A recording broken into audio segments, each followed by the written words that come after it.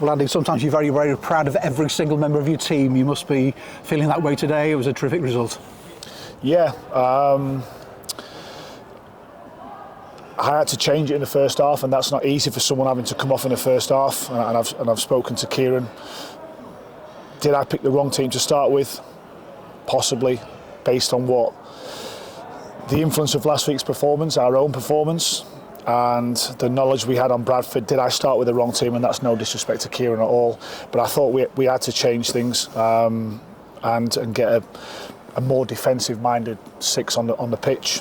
But the resilience of the group, the togetherness of the group, the things we've done on the pitch and off the pitch, and we just spoke about that at half-time. Now we were penned in. They were the better team. Like, let's not kid ourselves on. They penned us in. Did they create a lot of chances? Probably not. No. Our defensive numbers in the 4 games we've played now are really good.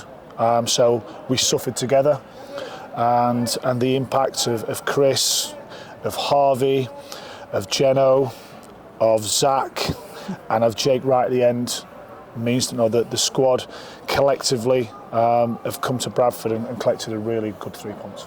As you say, in terms of clear chances, I mean, a couple towards the end of the first half and one decent save by Luke. But apart from that, really, as you say, you kept them at arm's length. Yeah, listen, we're trying to, as I said yesterday, we're trying to improve in every aspect of the game. Do I want us to be in that low block, which for long periods of the game? No. But we're prepared for it. We're organised without the ball. We've got structure without the ball. We've got clear roles and responsibilities without the ball. And that's allowed us to win this game. We were much better last week in possession. We were dominated the ball. But this week we had to suffer together out possession, and every single one of them. I don't know how long the game lasted, and it's important. I hope that the person who unfortunately the health issue is okay, and that's the most important thing. But the game was obviously a long period of time then on the back of that, and it would have been easy then to lose concentration when the game restarted. But so we restricted them to very little. They've been on an amazing run at home. I think 10 home wins on the trot. They haven't conceded a goal. But say that the players who represent us today, to a man, did a brilliant job. Harvey won the penalty for you as well. You know, a bit of hesitation, but he's that quick and gets in front of people, and that's how he won the penalty. Yeah, and again, we made the change at half time because the intensity of their pressure was brilliant, and they kept that going. And we needed an out. And sometimes, you know, if you're under pressure and you have to clear balls and you go behind their defensive line, he's got pace and he stretches the game and he puts their back three under a different bit of doubt than Christian. Christian's got a different profile and has got a different skill set. So we put him on. And we spoke at half time. This game may continue in the same way. We may be in this low block for another 45 minutes, end up being for 60. But there'll be a moment. And if you're prepared to suffer, we will get a moment. You know, we get the penalty, and we did some scenario training on Tuesday, some 11v11 stuff, and the scenario started off with a penalty, and Josh Hawkes missed the penalty. So when he showed the bravery to grab the ball and take it, I looked away. I don't watch penalties generally, but brilliant courage, brilliant bravery to take the penalty in that situation, under pressure, knowing what the consequences could possibly be. His credit to Josh, and his celebration at the end of the game was brilliant to see. Now, there's a lot of built-up tension within him, but his performance today was mostly without the ball, but the one moment he produced the moment of skill to convert the penalty. You say you don't watch them. You didn't see his little stutter and hesitation as he comes up and waiting for the goalkeeper to move? No, I saw it on Tuesday when he missed. So no, so it's a pressurised situation, and you have to have the calmness mentally to say no. I've got the belief in myself and the confidence and the technique, and he stuck it away.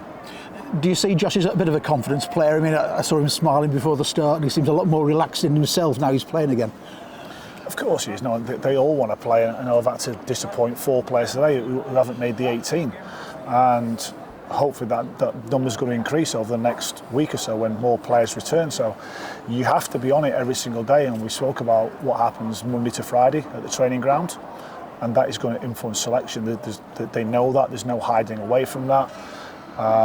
This player's missing out, so you have to perform, and if you're selecting the 11, you're representing all of us.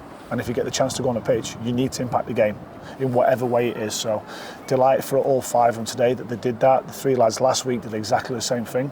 And so it's converted then into a win. 8 points out of 12 now, and you've got a point away, you've got a win today. Getting points away from home has been the real issue this season, I think, from not being where you are in the league. This is a turning point, isn't it, Andy?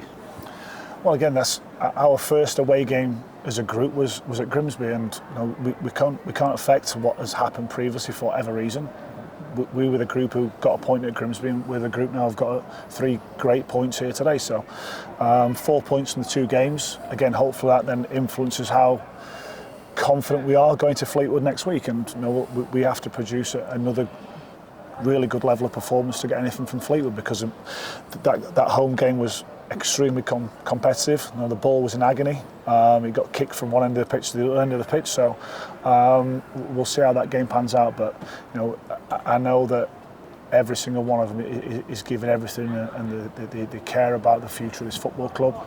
It's in our hands as a group of staff and players and fans, and I hope the fans who made an incredible noise and travelled this distance to support the team go on really happy tonight, because they've not had many away performances where we've walked away with 3 points. So hopefully they enjoy it.